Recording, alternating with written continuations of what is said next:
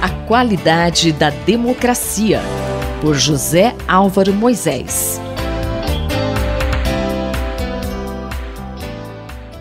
Professor José Álvaro Moisés, como o senhor vê toda essa movimentação que está acontecendo no governo, mudanças no Ministério, mudanças na Caixa Econômica Federal?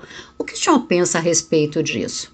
O presidente Luiz Inácio Lula da Silva justificou a nomeação que fez de 2 novos ministros de partidos que fazem parte do Centrão com o argumento de que precisa dos votos dos parlamentares desses partidos para aprovar as suas propostas no Congresso Nacional.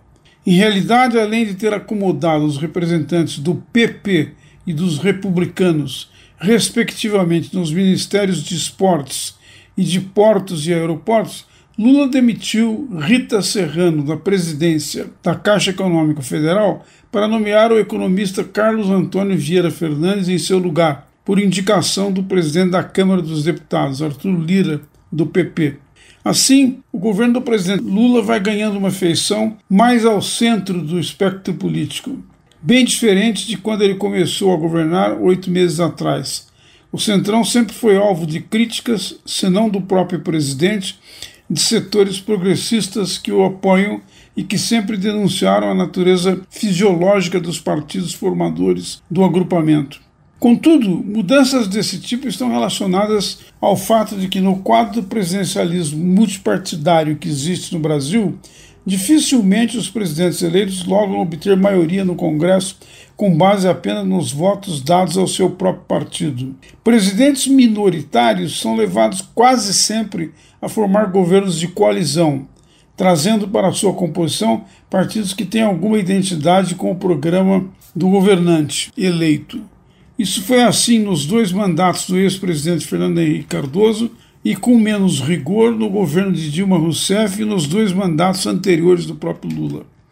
Um aspecto importante, no entanto, do ponto de vista da qualidade da democracia, é que o critério de escolha de novos nomes de partidos que disputaram as eleições com o mandatário eleito ou mesmo que se opuseram a ele guardem alguma coerência com o programa de quem venceu as eleições.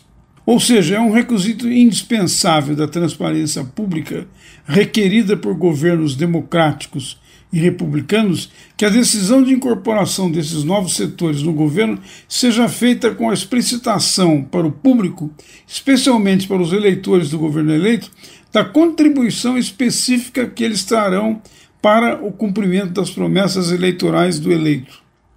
Os novos ministros administrarão, além dos recursos humanos, parcelas significativas do orçamento público federal e é indispensável que os rumos dessa nova face do governo sejam dados a conhecer a quem acreditou nas promessas eleitorais e garantiu a vitória do governante eleito.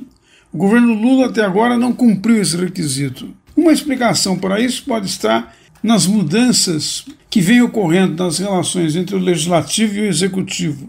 Aproveitando-se das crises que se abriram a partir de 2013, o Congresso Nacional foi se empoderando cada vez mais de áreas que antes eram prerrogativas do Executivo.